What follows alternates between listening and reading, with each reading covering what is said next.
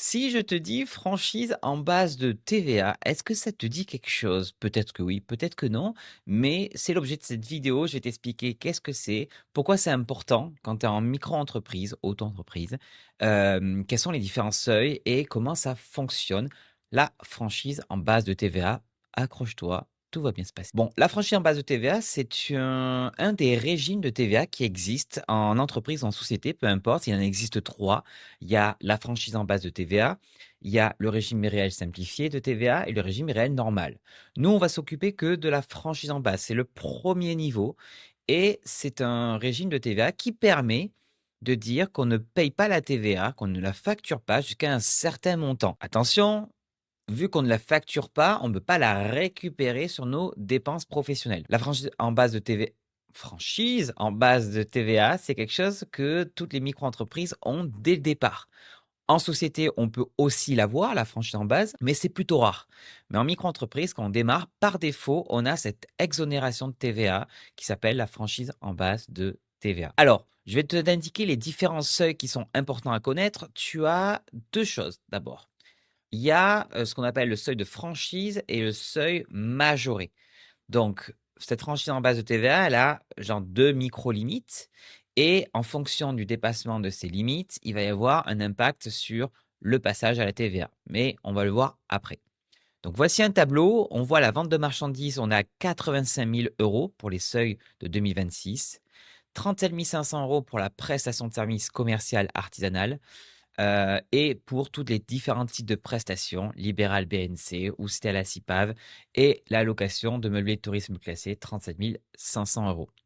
Et après, tu as un seuil majoré, c'est une petite limite supplémentaire, donc qui est fixée à 41 250 euros pour toutes les prestations de services et 93 500 euros pour la vente de marchandises.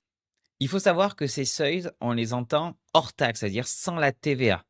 Donc ça veut dire que c'est vraiment le chiffre d'affaires que tu déclares à l'URSSAF directement et c'est ce chiffre d'affaires à prendre en compte. Maintenant, comment ça se passe entre les différents types de dépassements?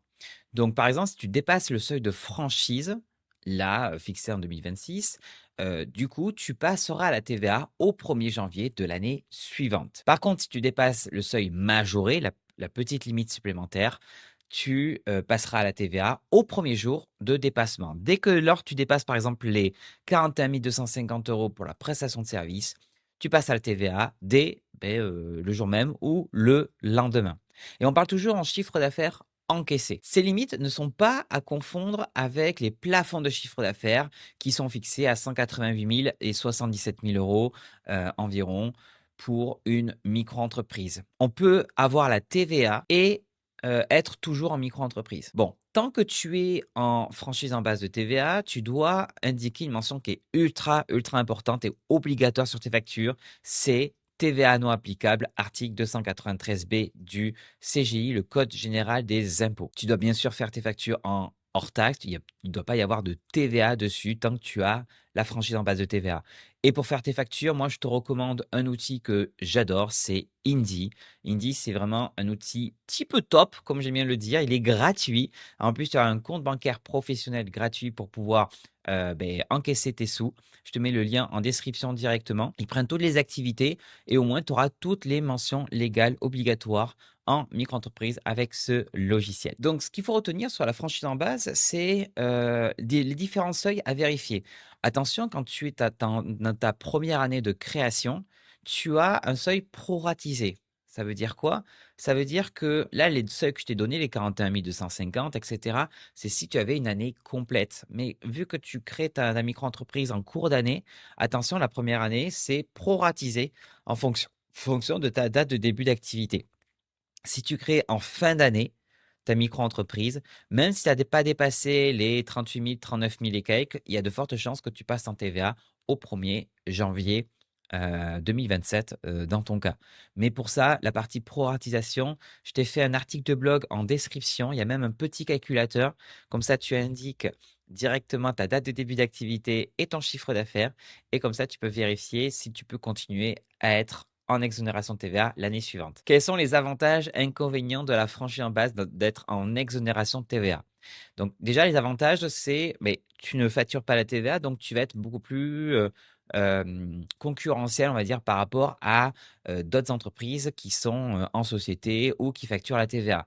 Je prends un exemple, si je me lance en tant que, je sais pas moi, coiffeur à domicile et derrière j'ai d'autres entreprises qui font de la coiffure à domicile et qui facturent la TVA, eh bien, il y a forte chance que moi je sois, plus compétitif, plutôt que plus concurrentiel, mais plus compétitif parce que moi mes prix vont être il va pas y avoir la TVA. Alors que les autres entreprises, il va y avoir la TVA, elles vont devoir le récolter et le donner à l'État, donc elles vont avoir moins de marge que toi. Donc ça, c'est un premier avantage.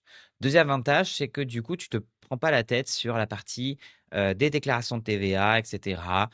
Ça, il y a la comptabilité est un poil plus simplifiée. Donc là, tu es plutôt tranquille, tu as juste à facturer sans TVA et de pas te prendre la tête sur 20 pas 20 et cetera. Par contre, les inconvénients, c'est que tu ne peux pas la récupérer, la TVA, sur tes dépenses professionnelles.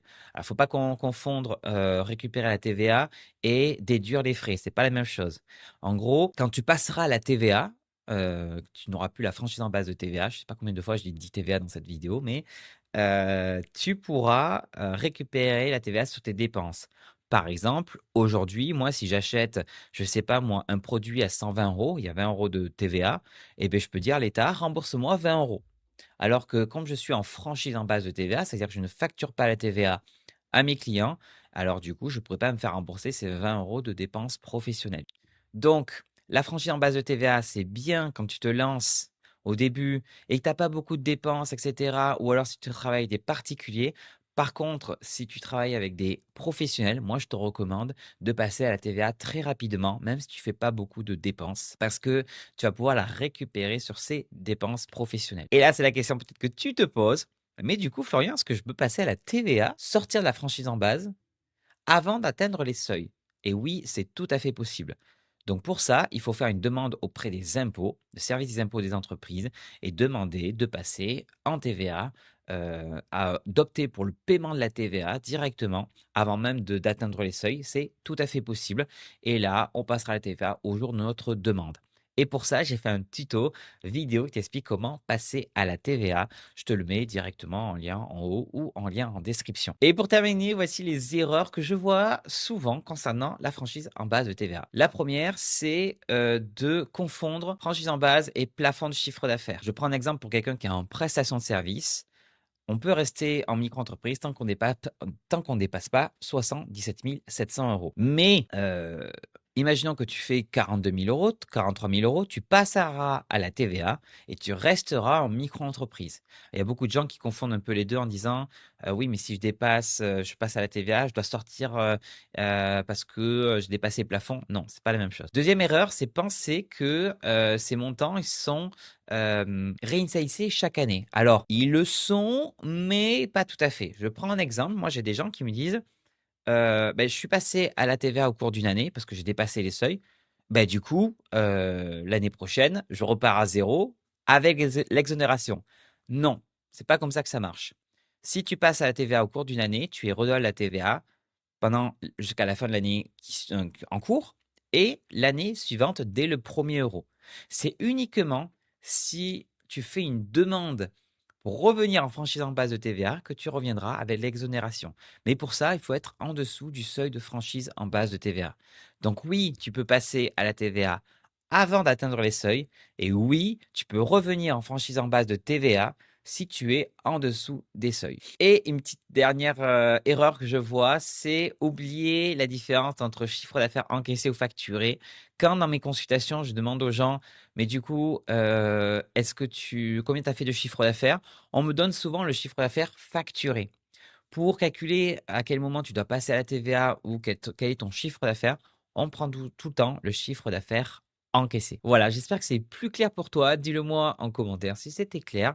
Je vais aussi, bloquer les commentaires, limiter les commentaires aux abonnés de la chaîne, parce que je réponds à un maximum de commentaires et pour moi, c'est du donnant-donnant. Tu t'abonnes, tu laisses un commentaire et moi je réponds à ta question. Je prends le temps pour répondre à ta question. Donc, voilà, abonne-toi à la chaîne si tu veux, que, je réponde à ton commentaire et je te dis à très bientôt pour une nouvelle vidéo sur le micro. Salut, ciao!